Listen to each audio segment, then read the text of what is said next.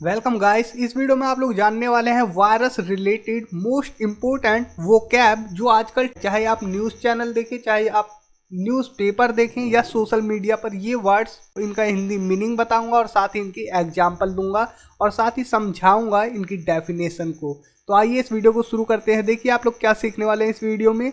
Social distancing, endemic, epidemic, pandemic, outbreak, local transmission, community transmission, quarantine, infectious, contagious, martial law. और वो कैब में आप लोग सीखेंगे brutality, rapidly, poverty, racism, violence, sporadic cases और मैग्नीट्यूड ईटीसी। तो आप लोग देख रहे हैं learn English in Hindi grammar conversation. तो वीडियो को शुरू करते हैं। देखिए सबसे पहले मैं आपको बता दूं कोविड-19 की फुल फॉर्म, जिसका मतलब है कोरोना वायरस डिजीज 2019। वायरस क्या होता है? वायरस होता है एक प्रकार का रोगाणु जो रोग पैदा कर सकता है। सोशल डिस्टेंस मतलब सामाजिक दूरी। एक एग्जाम्पल देखिए, वायरस के कारण सामाजिक दूरी बनाए रखना आवश्यक है। It is necessary to maintain social distance due to virus. Social distancing क्या है? ये एक संज्ञा है, नाउन है, जिसका मतलब होता है सामाजिक दूरी बनाए रखें। कोरोना वायरस के प्रसार को सामाजिक दूरी द्वारा रोका जा सकता है। Social distancing can prevent the spread of corona virus. Endemic क्या है? एंडेमिक एक संज्ञा है और एक विशेषण भी है, मतलब एडजेक्टिव भी है। लिमिटेड, ये लिमिटेड क्यों लिखा मैंने आपको अभी पता चल जाएगा। स्थानिक प्रकोप, जिस जगह है वहीं तक रहता है ये एंडेमिक, तेजी से ना फैलना। एंडेमिक प्रकोप या महामारी है। देखिए एग्जाम्पल, हाइपोथर्मिया की महामारी या प्रकोप कई ठंडे देशों में फैला हुआ है या मौजूद है, इस प्रकार से भी कह सकते हैं। एंडेमिक है। इस शहर में अपराध और क्रूरता का प्रकोप फैला है। Crime and brutality are endemic in this city. इस वायरस का प्रकोप इस इलाके में फैला हुआ या स्थानिक है। This virus is endemic in this area. देखिए आप लोगों को समझाता हूँ। एंडेमिक स्थानिक, ठीक है। इस देश के शहरों में स्थानिक गरीबी, जातिवाद, हिंसा, क्रूरता है। और इस सेंटेंस को हम कह सकते हैं, इस देश के शहरों में गरीबी, जातिवाद, हिंसा और क्रूरता फैली हुई है या क्रूरता का प्रकोप है, महामारी है। There is endemic poverty, racism, violence, brutality in this countries cities. Endemic, मैंने एंडेमिक को लिमिटेड कहा। देखिए क्यों, जितने मामले आते थे उतने ही हैं। मान लो एक दिन में किसी जगह सामाजिक हिंसा के 10 से 15 मामले आते थे, उतने ही हैं, 10 से 15 के बीच में ही है, ठीक है, उससे ऊपर नहीं जा रहे। जितने हैं उतने ही हैं, लिमिटेड है, तो हम एंडेमिक का यूज़ करते हैं। देखिए एपिडेमिक, स्पेशली फॉर डिजीज़, ठीक है, डिजीज़ के लिए हम यूज़ करते हैं एपिडेमिक का, स्पेशली। नॉट लिमिटेड, एक ही समय में तेजी से बड़ी संख्या में फैलना। कई ठंडे देशों में हाइपोथर्मिया महामारी थी। हाइपोथर्मिया की महामारी थी या हाइपोथर्मिया का प्रकोप था, कह सकते हैं, epidemic. Hypothermia was epidemic in many cold countries. ये महामारी विशेष रूप से एक खतरनाक वायरस के कारण हुई थी। This epidemic was caused by a particularly virus. कई लोग महामारी की विशालता से भयभीत हो रहे थे। Many people were being threatened by magnitude of the epidemic. कई देश गरीबी, नस्लवाद, हिंसा, क्रूरता, अपराध की महामारी झेल रहे हैं. Many countries are suffering an epidemic of poverty, racism, violence, brutality और crime. नोट लिमिटेड मैंने कहा एपिडेमिक को. जितने मामले आते थे उससे ज़्यादा. मान लो एक दिन में किसी जगह मलेरिया के 10 से 15 मामले आते थे, अब 20 से 50 है. और पैंडेमिक का मतलब है विश्वव्यापी महामारी जो पूरी दुनिया में है. ठीक है, जो पूरी दुनिया में फैल चुकी है.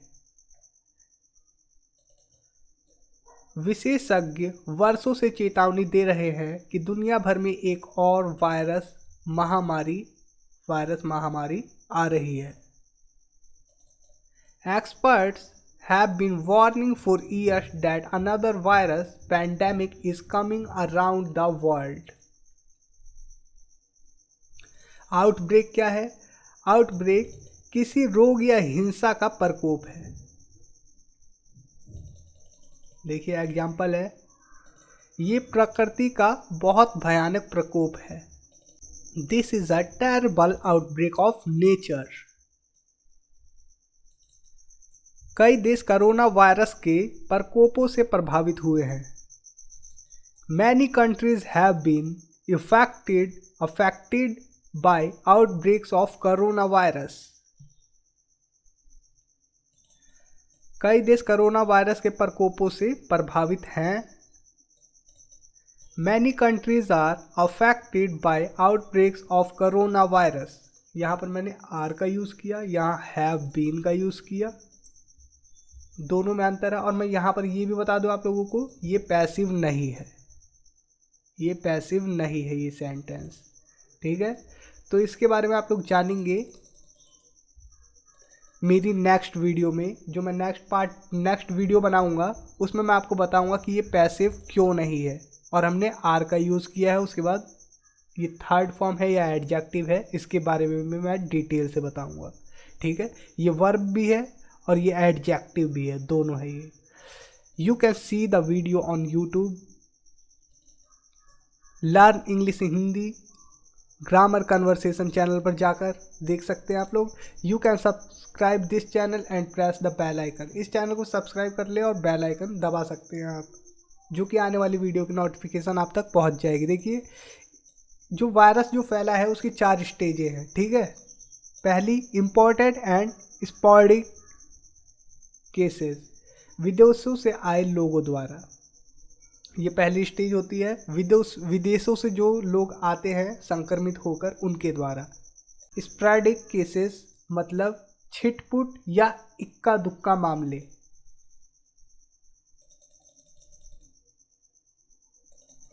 प्रारंभ में भारत में कोरोना वायरस के छिटपुट मामले थे, मतलब कि बहुत कम मामले थे, इक्का दुक्का मामले थे. Initially there were sporadic cases of corona virus in India. जो सेकंड स्टेज होती है वो होती है लोकल ट्रांसमिशन.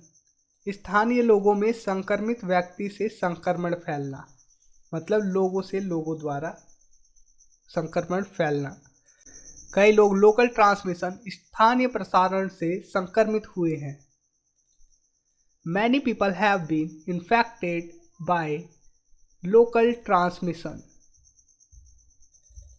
और थर्ड स्टेज होती है कम्युनिटी ट्रांसमिशन, मतलब सामुदायिक प्रसारण संचारण. किसी भीड़ या समुदाय के बीच संक्रमण फैलना. अब देखिए ये खतरनाक होता है. भीड़ में किसके अंदर संक्रमण के लक्षण है पता ना लगना.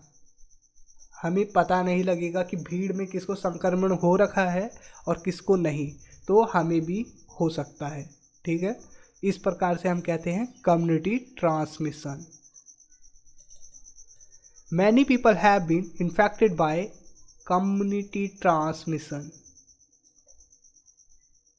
मतलब कम्युनिटी ट्रांसमिशन द्वारा कई लोग इन्फेक्टेड हुए हैं, संक्रमित हुए हैं.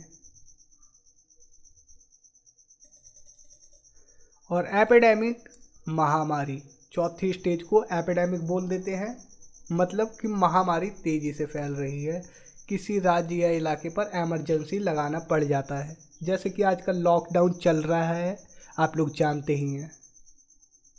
लेकिन अभी चौथी स्टेज आई नहीं है। मार्शल लॉ, सैनिक शासन, फौजी कानून।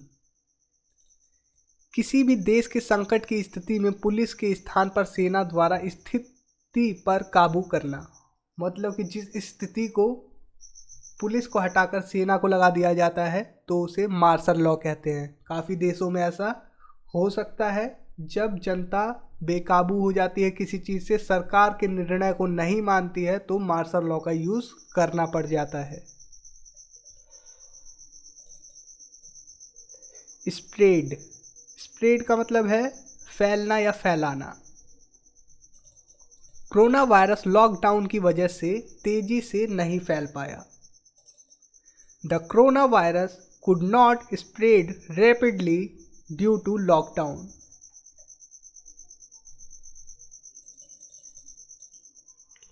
क्वारंटीन क्या है? क्वारंटीन अलग रखने या करने की स्थिति। बीमारी से पीड़ित व्यक्ति या पशु को दूसरे व्यक्ति या पशुओं से मिलने से रोकना, अलग रखना, क्वारंटीन। रोगीग्रस्त या रोगी आदमी को क्वारंटीन में रखा जाता है। The diseased man is kept in quarantine. बाघ को 2 महीने के लिए संरोधक में रखा गया था। संरोधक मतलब क्वारंटीन या अलग रखा गया था, ये बोल सकते हैं। The tiger was kept in quarantine for 2 months।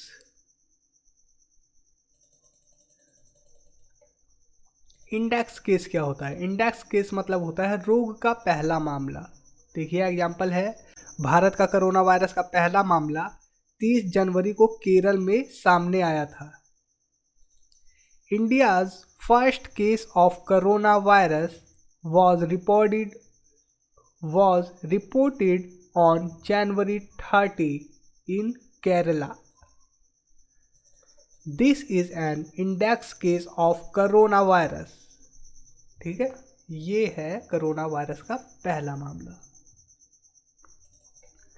Isolation, अलगाव, अकेलापन होने की स्थिति।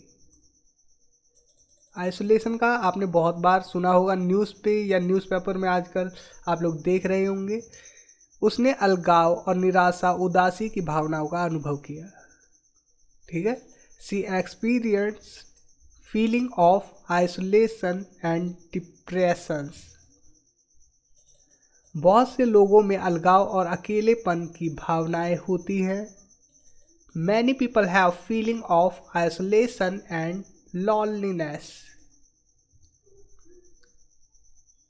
तो यहाँ पर मैं आपको बता दूं, आइसोलेशन का मतलब आप लोग जान चुके हैं, अलगाव, अकेलापन।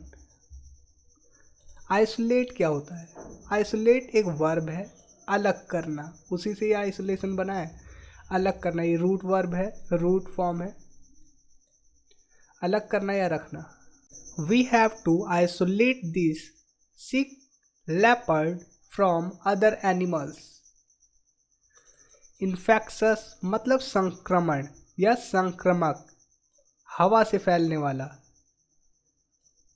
Flu is an infectious disease. Contagious छूने से फैलने वाला।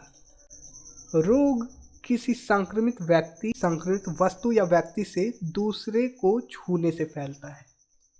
ठीक है, तो इस वीडियो में इतना ही दोस्तों। उम्मीद करता हूँ आपको सारे वर्ड्स अच्छी तरीके से याद हुए होंगे। याद भी नहीं हुए तो मतलब तो पता ही चल गया होगा। अगर आप कहीं पर देखेंगे, न्यूज़ चैनल में देखेंगे इन वर्ड को या न्यूज़पेपर में देखेंगे, तो आप लोग आसानी से समझ जाएंगे इनका हिंदी मतलब क्या है, ये किस प्रकार से यूज़ किए जाते हैं। तो थैंक्स फॉर वॉचिंग। इस वीडियो को लाइक करें और ज़्यादा से ज़्यादा शेयर करें। Thanks for watching, take care, bye.